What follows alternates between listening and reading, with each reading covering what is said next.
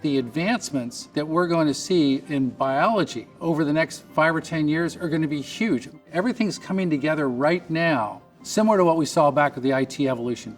Saw the convergence of mathematics and technology. We're going to see the same thing in biology and medicine, and it's going to impact the lives of millions and millions of people across the world. This is the most exciting time to be in medicine or in healthcare because we're coming together focused on care of the individual, lowering the cost of care, providing access to care. We're thinking together and cooperatively rather than competing for our individual fiefdoms.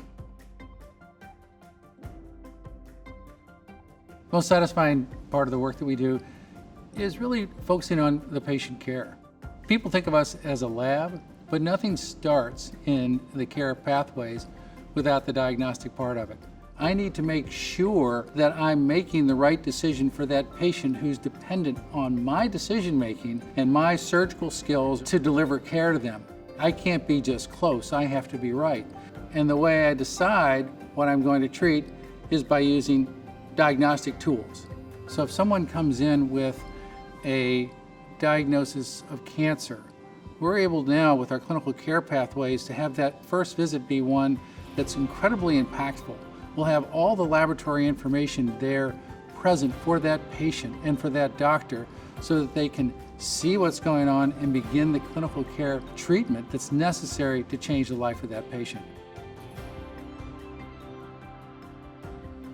The triple aim, as you know, focuses on access to care, lowering the cost of care, and of course population health. And the plan focuses on care of the patient, the science, and the clinical and academic and scientific excellence that we deliver that surrounds the patient, and then the community of care that surrounds the patient and the science. We're coming together with all the thinking and all the creativity and all the innovation in terms of the work that we're doing on the commercial side, the operational side, the scientific side, and bringing that to a head where now we're able to deliver care in a meaningful, practical, and really quick way to patients. Everybody is going to be in value-based care going forward.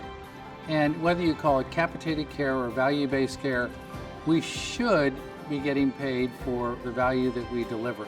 So you need to have someone who understands financial models, who understands the biology of patient care, what it takes to run the business. If I'm a health system and I'm looking for a partner, I need to have someone who can deliver on the promise of the triple aim by showing a plan that's going to help me deliver on my mission, which is to take care of people in my community in an affordable, easily accessible way. I need to have someone who's innovative, who's creative, who's thinking not only about how to manage in the present, but what does the future look like? What does it look like when I have to manage populations or specific disease states? I need to have someone to work with who's dynamic in their thinking, but who also can deliver on the operational front. When I look at the care quality goals that health systems are delivering now compared to where they were 10 or 15 years ago, we're vastly better. And we're going to get better and better as we move forward because the way we're thinking about care delivery and patient illness is changing in a very dynamic way. We're going to work with diagnostic tools, therapeutic tools, analytic tools, population-based tools that we've never had access to before.